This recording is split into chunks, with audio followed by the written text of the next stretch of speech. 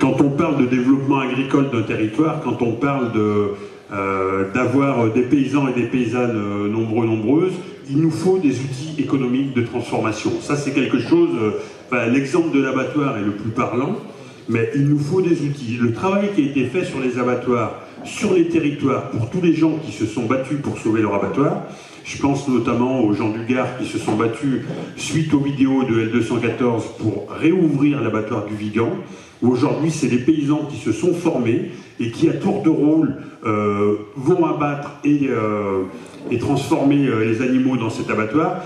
On a besoin d'outils économiques pour transformer et valoriser nos productions.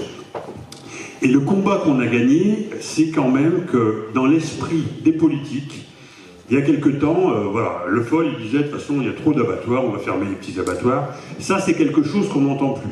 Parce que sur le terrain, on a pu démontrer, et on était quand même les seuls, la Confédération paysanne, à être dans ce combat-là, on a démontré la pertinence d'avoir des outils économiques de transformation de proximité tels que sont les abattoirs. Et aujourd'hui, la question d'avoir des abattoirs ou de fermer des abattoirs, elle ne se pose plus politiquement. Puisque dans la loi sur les états généraux de l'alimentation, on nous dit qu'on pourra faire de l'expérimentation d'abattage à la ferme, qu'on pourra faire de l'expérimentation du caisson abattoir, et on ne parle plus du tout de fermer des abattoirs, mais plutôt de les conforter ou de les développer.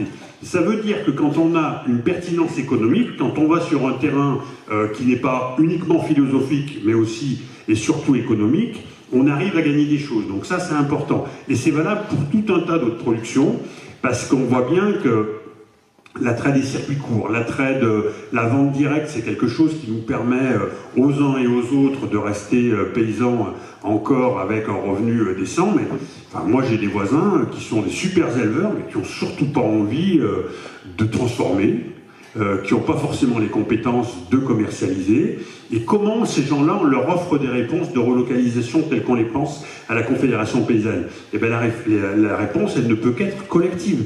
Elle ne peut qu'être sur les communautés de communes, de comment on coélabore des plans de développement d'outils économiques qui peuvent être des laiteries. Moi, je pense aux fruitières qu'ils ont pu garder encore dans le Jura, en lait ou en Savoie et Haute-Savoie, aux légumeries.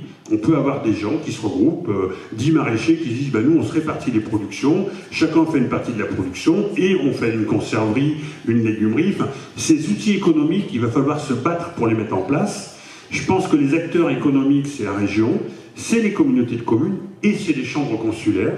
Alors la chambre d'agriculture, tu l'as dit, la chambre de commerce, chambre de métier, enfin, il y a vraiment quelque chose à creuser là-dessus et à insister sur, si on veut faire vivre un pays, eh ben, il faut créer de l'emploi, il faut donner des outils économiques et on aura l'avantage aussi, dans des territoires où parfois on manque d'activité économique pour créer de l'emploi et garder des gens au pays, c'est quand même important aussi, de façon très égoïste, que les gens ils soient là pour pouvoir acheter ce qu'on produit, quoi. Donc si on peut leur donner du boulot et puis leur donner un salaire pour qu'ils puissent consommer, il y a cette importance-là de faire vivre globalement un pays au-delà de la seule agriculture, parce que si on va dans la finale où on reste des producteurs de matières premières, on aura tout le lait en Bretagne, on aura toute la viande dans le Massif central et puis on n'en parlera plus, quoi.